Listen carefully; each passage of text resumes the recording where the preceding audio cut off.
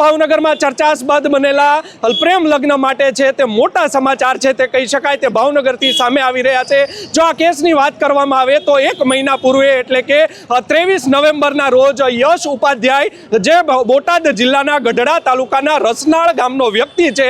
તેણે ભાવનગર શહેરના ISKCON mega સિટીમાં રહેતી પ્રિયા પર્વતભાઈ મોરડિયા નામની યુવતી સાથે લવ મેરેજ કર્યા હતા અને 1 મહિના સુધી તેને છે ટોર્ચરિંગ કરવામાં આવ્યું હતું। તેણે કહ્યું હતું યશે કે ભાવનગરના રાજકીય નેતાઓ છે તેના પણ અમારા સગા સંબંધીઓ મારફતે ફોન આવી રહ્યા છે અને સમાધાન કરી લેવાની ચર્ચા છે તેવું દબાણ કરવામાં આવી રહ્યું છે। ત્યારબાદ આ જે યુવક છે તેના ઘરે તેના જે સાસુ સસરા હતા તે લોકો જમવા ગયા હતા અને યશને કહ્યું હતું કે તમે પણ અમારા ઘરે આવીને જમી જાઓ। જમવા માટે ગયા પરંતુ વેવાય વેવાણ અને જમાઈને આજે પર્વતભાઈ મોરડિયા નામનો જે વ્યક્તિ છે સ્કૂલ સંચાલક વ્યક્તિ છે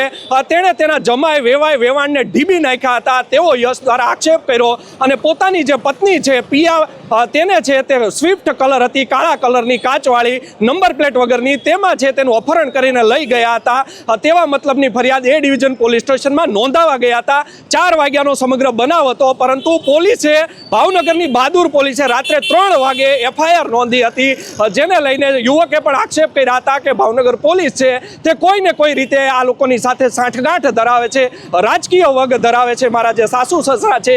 તે લોકો એટલે તેને છે વિશ્વાસ ઉઠી ગયો હતો પરંતુ નામદાર કોર્ટે આજે જે ચુકાદો આપ્યો છે જેને લઈને ભાવનગર પોલીસને મોટી લપડાક છે તે લાગી છે। જોવું રહ્યું આ કેસમાં હવે આગળ શું નવા જે છે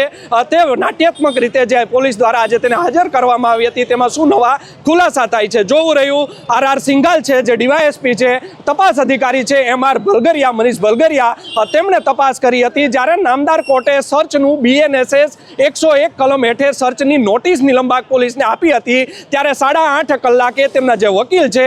તે બીડું લઈને નિલંબાગ પોલીસ સ્ટેશન ખાતે પહોંચ્યા હતા પરંતુ નવાઈની વાત એ છે 48 કલાક જેટલો સમય વીતી ગયો હતો છતાં અપહરણ જેવી ગંભીર ગુનામાં ભાવનગરની બહાદુર નિલંબાગ પોલીસને આરોપી નહોતા મળતા।